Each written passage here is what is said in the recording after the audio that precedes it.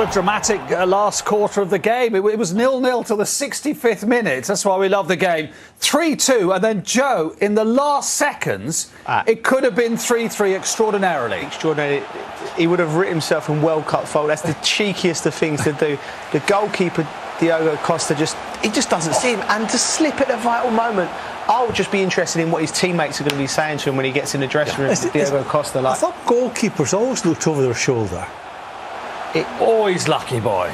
Very lucky. We've seen the best and the worst of Portugal tonight. Yeah. Look at Ronaldo's face. My goodness.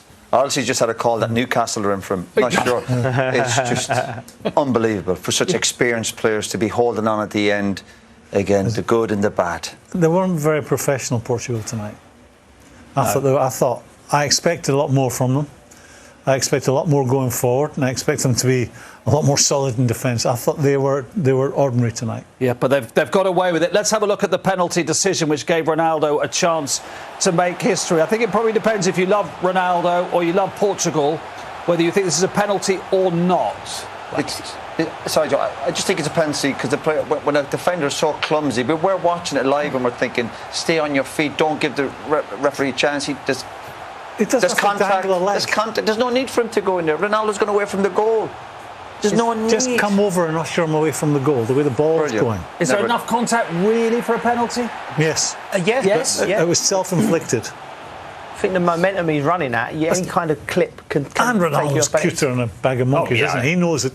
He knows he's coming, and he knows there's going to be contact, and I'll make the most of it. We saw Bale doing it the other night. You just wait for the defender and you pray that he gives you that chance. When Ronaldo scored his first goal in the World Cup against Iran in 2006, 3 days later, Joe scored against Sweden in Cologne. That is amazing, isn't it? Yeah, well... Yeah. Yeah, very nice. Very nice. Yeah, you're attached to history somewhere along the line. Somewhere along the lines, a small part. Yeah, small part.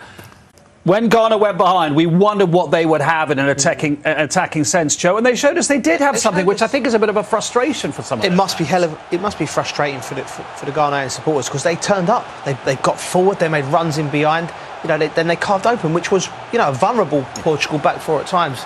They've got Andre Ayew will never score an easy goal in his career. Credit to him, he's in the right position and he popped it away. It means so much from the captain. He's been there for many, many years. And you just must... Frustrated. They just played within themselves for such long periods in this game. And they probably had to at times. But maybe should have a little bit more attacking intent, a little bit more runners in behind. And they nearly pulled off an amazing result. We wondered what that would do to the game, but actually it was Portugal who found another win. Found another gear, a delightful pass from Bruno Fernandes. And Joe's man scores a fine goal, but with a lot of help from the goalie. Why has he come that far? Yeah. Come to the 6-yard line and stop. The defender's getting across there.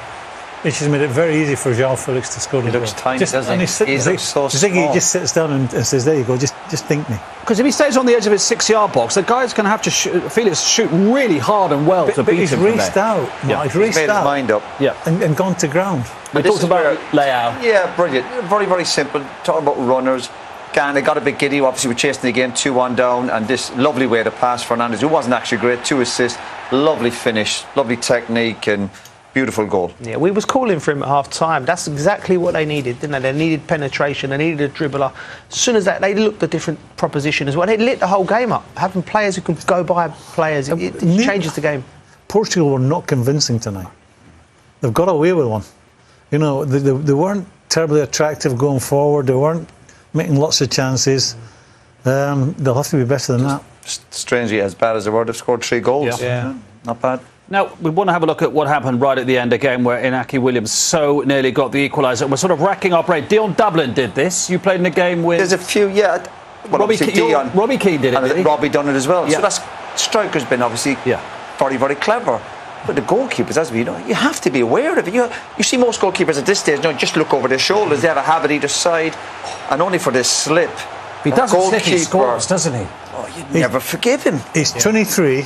He'll never do that again. He'll be looking over both shoulders from now on. That face says 1,000 words, doesn't it? It really does. Graham's right. He will never make that mistake again. He's got away with one tonight. Portugal have got 3 points. Ghana, though, when they go into their next game, they must think, actually, if we can be a little bit more progressive from the start, maybe we could get greater joy. Well, he's got to pick the bones out of that performance, and the positives were. If you let these boys off the leash a little bit, there's enough in the team they could hurt Uruguay. We didn't see nothing from Uruguay or South Korea, which will frighten them to death. This is no different to any other World Cup. Every team approaches the first game nervous about losing the first game. Ghana have got to find another way of playing in the second game and the third game. Yeah. And as you say, from Portugal's point of view, not good, but 3 goals. Some ways you'd settle for that because there's a lot more progress to come. Lots of pluses. The attacking player, 2 attacking players scoring, Ronaldo scoring after a difficult few months. 3 goals, 3 points, on you go.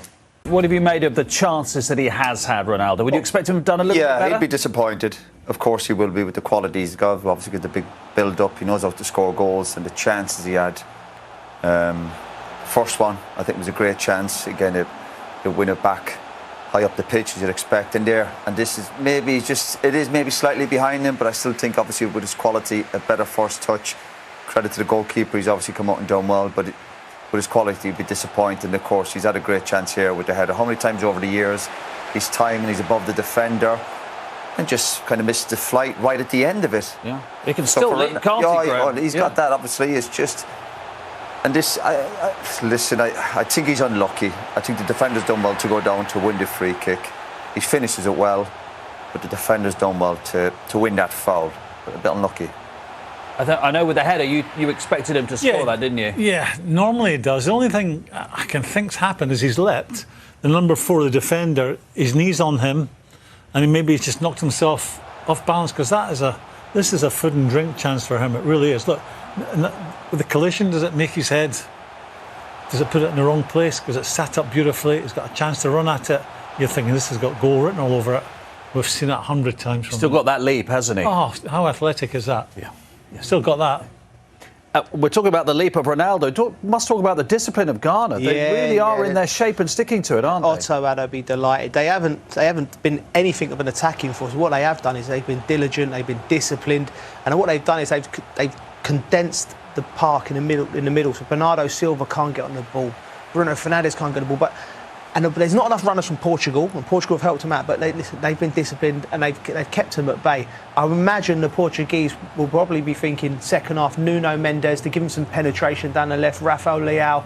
But if Ghana will be absolutely delighted with their first 45 minutes work, because they're keeping them at bay. It's been easier for them. They need a bit more with Portugal. What they also need is someone who can dribble, skip past someone, then the next defender has to come out, and then what happens beyond that is open. They need someone who can commit someone. At this time, they're just playing in front of Ghana.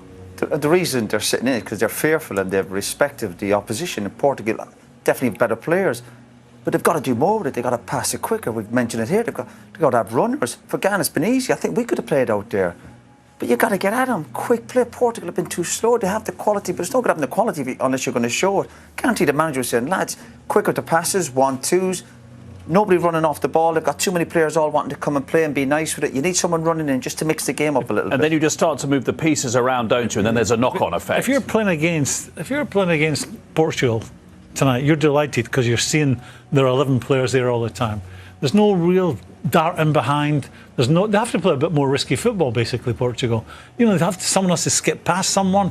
I expect them to be different in the second half. Leao, we talked about before the game. Maybe Felix, who's been a little bit swallowed up, hasn't he, in the defence? He's been inactive. I'll give him a big build-up. But, I mean, Rafael Leao's the one for me. I watched him play for AC Milan in the Champions League, and he can drive past Graham's right. You need someone who can commit someone. And then all of a sudden the shape changes. Ghana are not comfortable. They haven't got the 5. Spaces open up.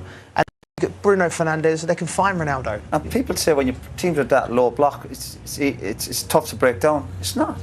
It's not. If you do things properly and show your quality, they're not showing their quality even with the end product, but they've just got to do it properly and quickly. Is that the key? Of course, that's the name of the game. Slow, and quick in around the box. And when they've done it once or twice, they've looked a lot more dangerous.